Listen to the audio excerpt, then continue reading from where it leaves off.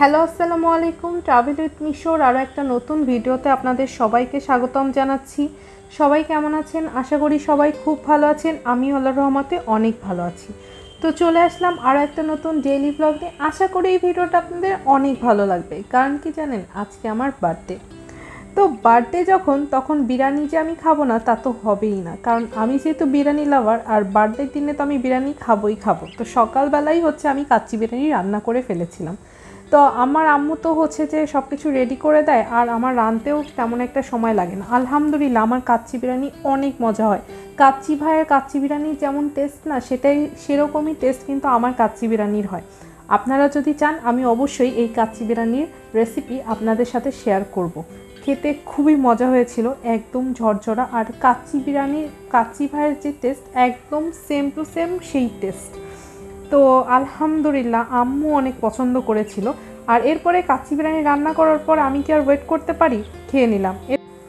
আর বিরিয়ানি রান্না করার পরে যে আমি রেডি হয়ে গেলাম। তারপরে ওই কিছু ছবি তুলবো তাই, আর সামারের জন্য খুব কটন একটা সুতির ড্রেস নিলাম, সেই সাথে একটা ম্যাচিং হিজাবও নিলাম। আর সেই সাথে আমার পছন্দের গুজরাট থেকে আনা কিছু চুড়ি, আর নাকফুল তো আমার খুবই পছন্দের, আর সেই সাথে কিছু মেকআপ প্রোডাক্ট। এই নিয়ে আমি রেডি হয়ে গেলাম। তো খুবই সাদা সিম্পল রেডি হলাম। আর চুড়িগুলো পরে নিচ্ছিলাম। এই চুড়িগুলো আমার ভীষণ পছন্দ। এগুলো সুদূর গুজরাট থেকে এনেছিলাম গত বছর ডিসেম্বরে যখন গিয়েছিলাম। তো চুড়িগুলো খুব সযত্নে পরছিলাম, যেহেতু যে খুব একটা বেশি পরা হয় না। আর আমি রেডি হয়ে গেলাম।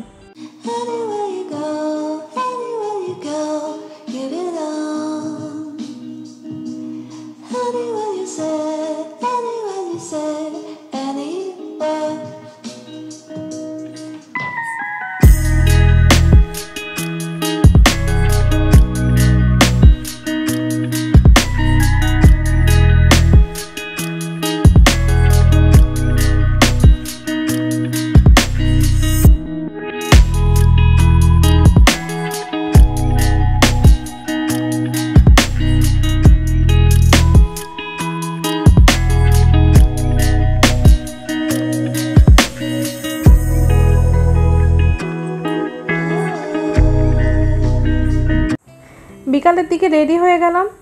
যেহেতু বার্থডে কেক ছাড়া তো যে একদমই বার্থডে পসিবল না। তো আমার আম্মুই মূলত কেক কিনবে, তাই তার জেরাজুরিতেই যে চলে গেলাম। আর বলতেছিলাম যে আসলে বুড়ি বয়সীকে আর বার্থডে করা লাগে, কত বড় হয়ে গেছে, এখন আর বার্থডে করে কি হবে।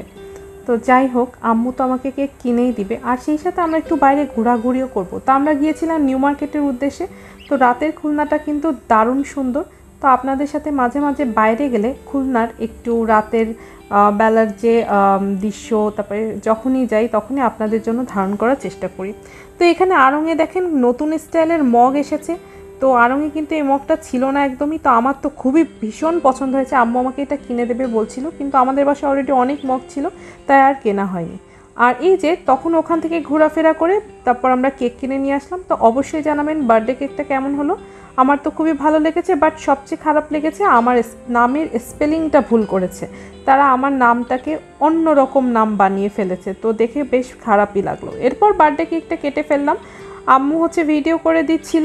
তারপরে কেকটা তুলে প্রথম আম্মুকেই খাওয়ালাম, যেহেতু যে জন্ম দিয়েছে তার কাছ থেকেই তো এসেছি, তাই না? তো মাই তো প্রধান। এরপর আম্মু আমাকে একটু খাইয়ে দিল। ভালো আপডেট দাও। অনেক ভালো। এই যে ফাইজা চলে আসছে, আমার ছোট বান্ধবী। আজকে যে আমরা কাচ্চি বিরিয়ানি রান্না করেছিলাম, সেটার টেস্ট কেমন হয়েছে? বাইরের মতো হয়েছে বলো, রিভিউ দাও। ওকে, তোমার কুটি মেয়ে তো রান্না করতে পারে না, মেয়ের মা খুব ভালো রান্না করতে পারে। Thank you. এই যে আমি আর ফাইজা দুইজন এখন খাচ্ছি। কে আসতেছে? ও হ্যাঁ, সাথে আমার মাও আছে।